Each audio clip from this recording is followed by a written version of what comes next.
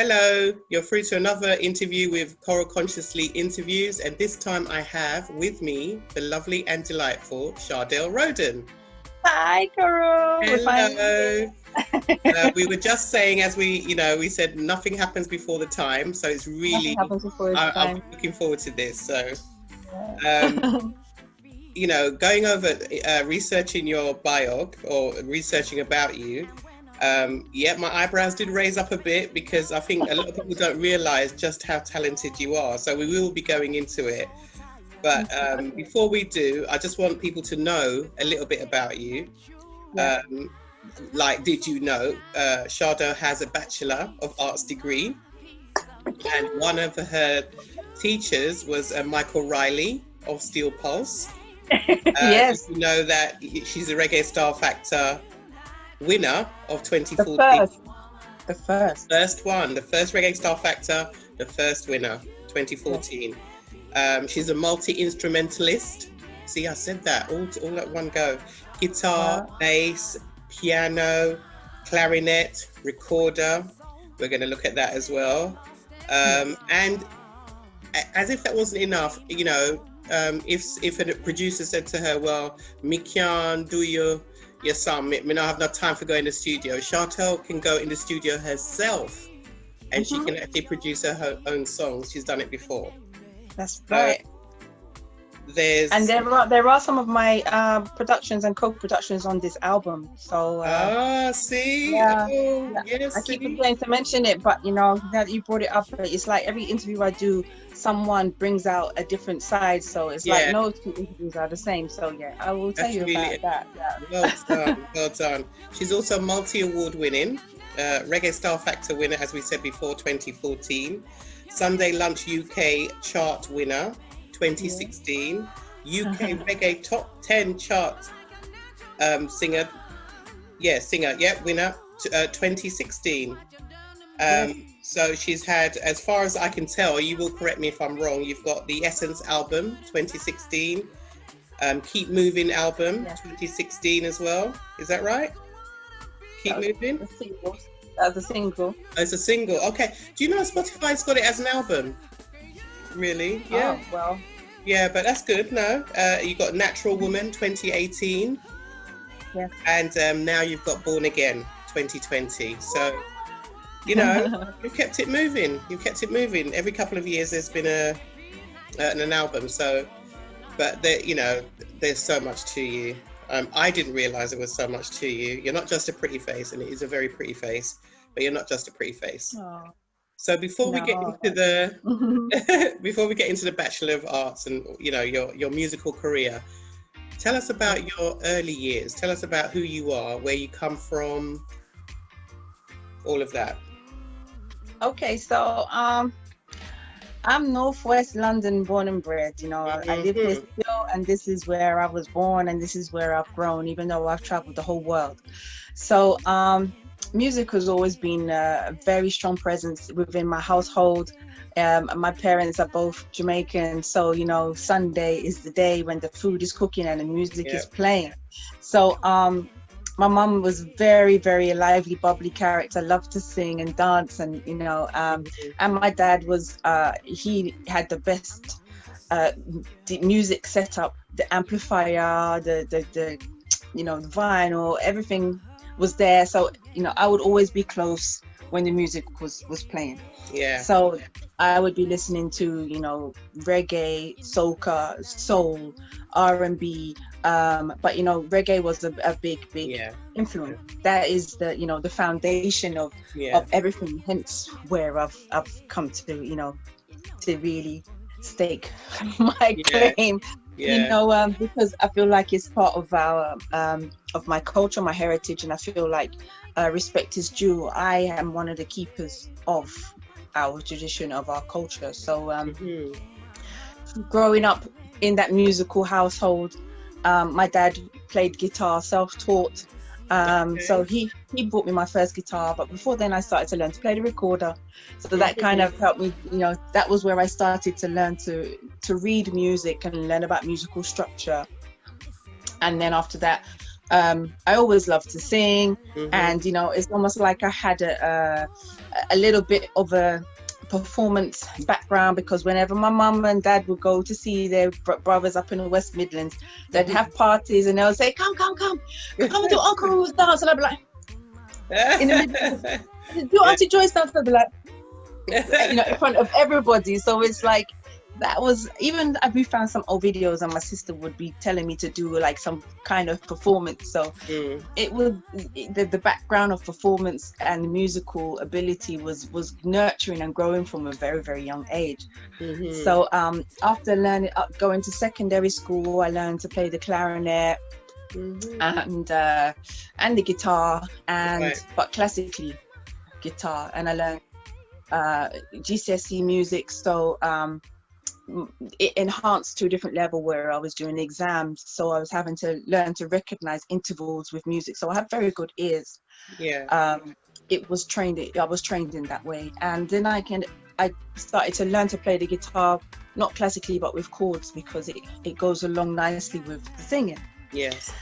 So I joined concert bands, and that was the start of traveling with the music. You know, I was in a concert band and playing the clarinet, and you know, we'd have flutes and bassoons and, you know, brass and all different sections. So it's like you start to learn how to blend. Every musical instrument has its place, sound wise, volume wise, frequency wise, melodically. So it's like, that was almost like another training of the ear, of how to blend in, not just to be out there, but to be part of an ensemble, you know. So those were beautiful times, you know, learning to read music, and you know, learning to play things like Scheherazade, classical stuff. So I was focused on my music, and I was focused on sport. I heard about that, you know, because I mean, those who have seen you, including myself, we cannot help but notice that you are very, very well toned, you know. So, and I can't remember who told me, but they said that you used to do athletics. Yes. So, and you know, that athletic background and training helped also to keep me disciplined. You know, winners in athletics are highly disciplined, committed, trained people, you know. So we compete and we're very competitive, but often we're very humble with it, because we know the journey, we know how much we have to put into it. So it's like, I do approach my music in that way. And as I said, I know how to compete. When I went into Reggae Star Factor, I know about competition. And I went for a win, and I constructed my win, and I came out with the result that I wanted, you know. So music and sport is my foundation, was my savior also, because it kept me from being distracted by many things that you can be distracted as a child, as a teenager. So it just excelled from there, and then I went on to learn A-level music. So then it just excelled to writing and composing and moving with a different group of people who had even higher musical intellect than myself. Certain individuals who could play the songs that I wanted to sing, you know, so that it's like my expression just became heightened. And I just kind of went forth into that and was doing competitions and singing in a band. The first band I ever sang in backing vocals was a rock band. It wasn't for the love of my music, it was just for the love of taking part, of being part of something, because music is an energy where, you know, that when you want to input. So it's not just about sometimes a personal thing, it's about taking part, you know. So I was just going to say, why didn't you choose athletics? I mean, music, definitely, I can see that is your passion, but why didn't you choose athletics at the time? I was doing athletics, but musical was too strong a force in me. So I used to train like 2 days a week, but other people used to train maybe 3 or 4 days a week. I used to miss out the weight sessions because that was on a Sunday, and you know, I would be doing other things maybe on the weekend. So I used to love the social aspect also of the athletics. Yeah. You know, we used to all go down at Wilson Sports Centre, and there's a big group of us, and you know, just the community that we formed at that time. Yeah. We used to all train together. We would all go out and, you know, do things outside of sport, and sometimes, you know, parties. Some of the first parties that I took part in, because some of the big older guys, they were part of a sound system, and we used to follow them. And you know, so it was a beautiful social side that helps me to stay very. We think I'm fit now. Oh my God! If you saw me then, you'd be like, you know, way before any kind of people doing surgery and all of that. It's like I had it. You know, my children, God bless them, they took my 6-pack, and I don't know if I'll ever get it back. Yeah, I know the feeling. But, yeah. You know, so I don't show so much flesh. I show shape.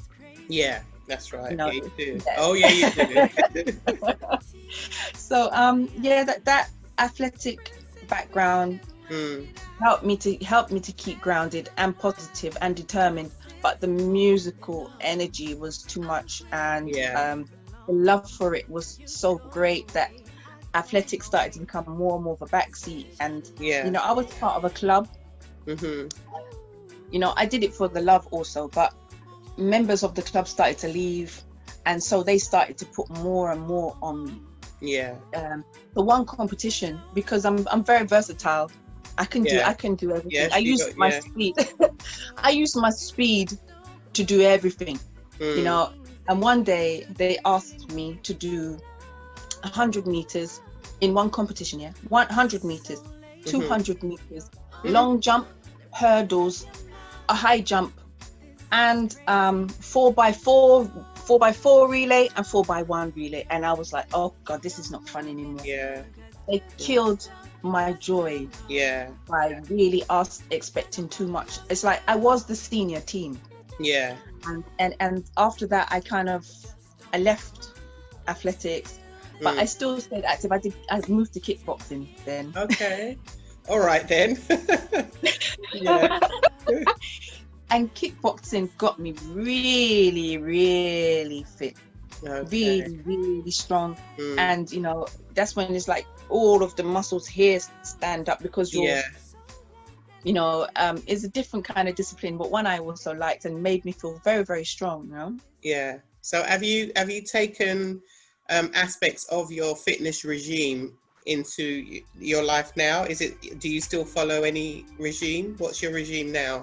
Well, I just try to stay active as much as I can, and it's very challenging because you know, after childbirth, it kind of deteriorates certain muscles, your back.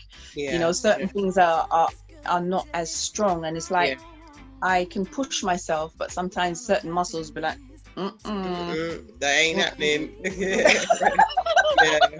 I know. And it's like, I know. The mind is willing, but the body is weak sometimes. So I just try and stay as active. I stretch. I have like a green space at the back of my house, and I try and go and walk and you know, jump on the trampoline with the children. And you know, because at the same time I can't push myself physically too much, because I have 3 children that I'm bringing up by myself. I have a day job, plus I'm pursuing my musical career. You know, I cannot afford to suffer any kind of injury. That's right. So so I just try to maintain, like sometimes before I go in the shower, I would do like a plank and I would do push-ups, you know, just to keep certain muscles toned, you know, try and keep my arms toned, like the chest, breastplate toned. And, you know, I would try and, you know, when I can, even when I'm at work, you know, I work selling shoes. Okay. I work for Clark's. Okay. So, and my customer service, you should see the feedback I get from my customer service. It's very, very good. You know, I don't go by halves, and I get great feedback. So when I'm looking for shoes, sometimes it's very high pace. I'm like, I'm not at work, I'm at the gym. So I'll be up, and then I'll be looking for shoes down there, and I'm squatting actually. So it's like, I try and use every opportunity I can to be active, you know? So, so you decided not to do athletics, and you decided that music was going to be your thing. So how did you come to study? Because you started your degree. When was that? I started my degree in the year 2000, so there was a long journey even before I got to there. You know, that was just another way of me trying to maintain a positive, healthy environment for myself, because, you know, I'd been through a certain course, a certain route where, you know, with major labels. And many artists can tell you some don't survive after going, you know, getting involved with major labels, because it can be a real spirit killer. If, you know, because it's like no success is ever enough. So I got signed to in a development deal with Polydor. And that was great. It's like a form of training. It taught me many things: photo shoot, how to pose for the you know, for photo shoot, how to work in the studio, record video, learning about contracts, you know, at that time, learning how to seek the right advice from lawyers, and try and make the right connections. So at that time, I was signed by Steve Jervier, and he was the success behind Take That, I think, actually. He was, you know, a very important figure at that time. So he introduced me to some managers also, and you know, I had an interview with a few, and the one that I chose was Johnny Laws, rest in peace. He passed away maybe 2 years ago, and I chose Johnny Laws because even though he was a bit of a cowboy, he was a black Rastaman. In his camp, he had Mark Morrison at the height of his Return of the Mac career. He had Gabrielle, you know, Gabrielle with the patch. That's right. He had China Black, Noel McCoy, Vincent Knapp, Donny. You know, these are the artists that were in his camp, and that this was the person that I thought, you know, is going to represent me as an artist, as a black female, you know. So I went with that camp, and it was a great experience. And I met a guy called Lucas, and we formed a group which was signed by Darkest Beast, who is almost like, he was so high up now in Island Records. And that group was called Sprinkler. So this was I'm talking now about 1997, 1998. This is how deep I was in it from then, you know.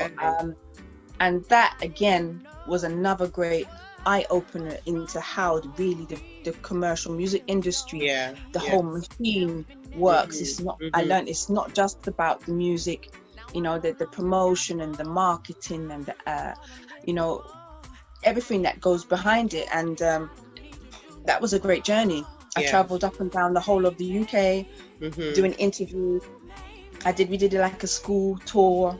We performed in all of the schools, the radio tour, all of the big commercial radios. And we had a few releases, but the album didn't get to come out. So coming out of that now, you know, is a big come down.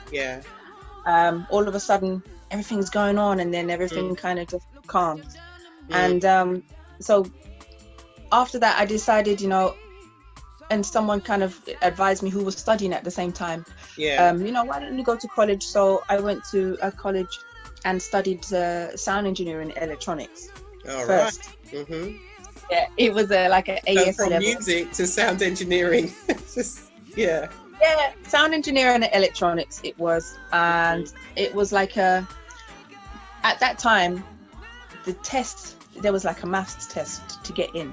And I was like, you know, GCSE, I just about managed to scrape a D. So my confidence wasn't really up.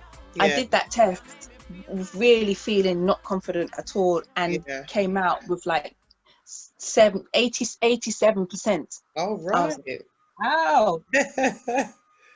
You know, I really surprised myself. I passed that test, and every test, it's like at that time my brain was just clicking all the information.